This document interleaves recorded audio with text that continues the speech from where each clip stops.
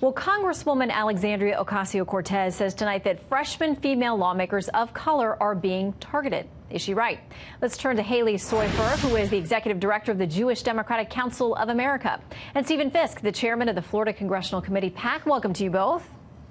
Thank you. Well, welcome. Glad to be here. Okay, so I'm going to read you a little bit from our senior Capitol Hill producer, Chad Pergram, who spoke and heard these remarks off camera. He said that the Congresswoman said this: there's no question that we're being treated differently and targeted, all women of color being targeted, and referred not only to Ocasio-Cortez, but Tlaib and others who she says have been unfairly targeted. Stephen, what do you think?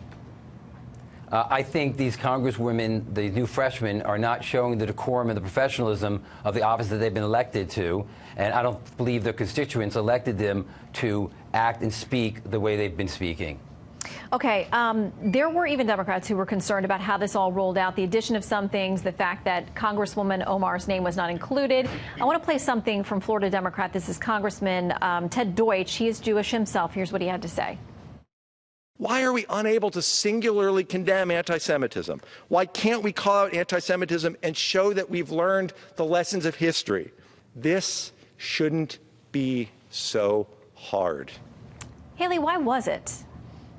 Well, what we saw today from the House was the Democratic Party coming together to unanimously oppose not only anti-Semitism, but all forms of hatred and intolerance. It was the Republicans who were split on this measure, and 23 of them voted against. So while there may have been a disagreement at the outset about the scope of this resolution, in the end, there was unity.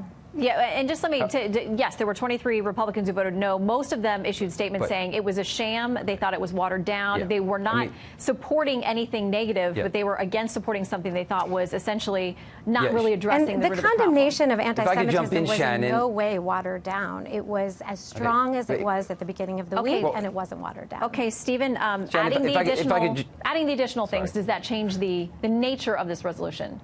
Well, let me just jump in for a second. The Republicans that did not vote, that was a protest vote. I know a lot of them personally, guys like Louis Gohmert and Ted Yoho, Lee Zeldin, a Jewish Democrat in New York. I mean, these guys were protesting. Why can't anti-Semitism stand on its own? It was all about anti-Semitism. Representative Omar was speaking anti-Semitic tropes for the last 2 months, and it should not have been included on anything but anti-Semitism. Well, to this point, Ben Shapiro tweeted this. He said, Omar says anti-Semitic stuff repeatedly. Media.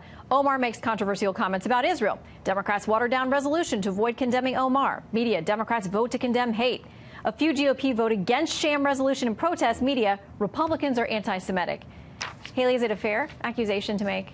It's not. This was actually the third time that the 116th Congress has voted to condemn anti-Semitism in just less than 3 months. And this resolution was very strong in its condemnation of not only anti-Semitism, but intolerance in all of its forms. It was important that the House take this step. Certainly, we found Representative Omar's comments unacceptable.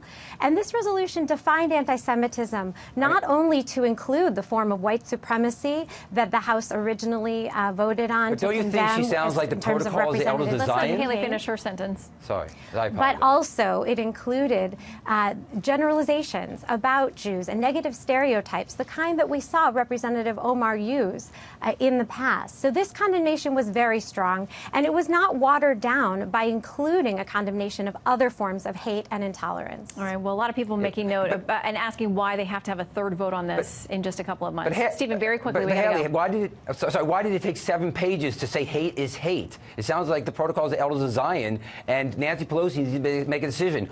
Are they the Democratic Party of Jeremy Corbyn or of Kennedy? I think the 7 pages actually demonstrated the strength of the Democrats who put this forward, because it was a very detailed resolution condemning anti-Semitism. It took a long time to get there, but they finally got there today. Now we'll debate what was in it. Hate is hate. Halie and Stephen, thank you both. I think you both agree on that. Thank you so much. Thank Pleasure you so being much. here. Thanks.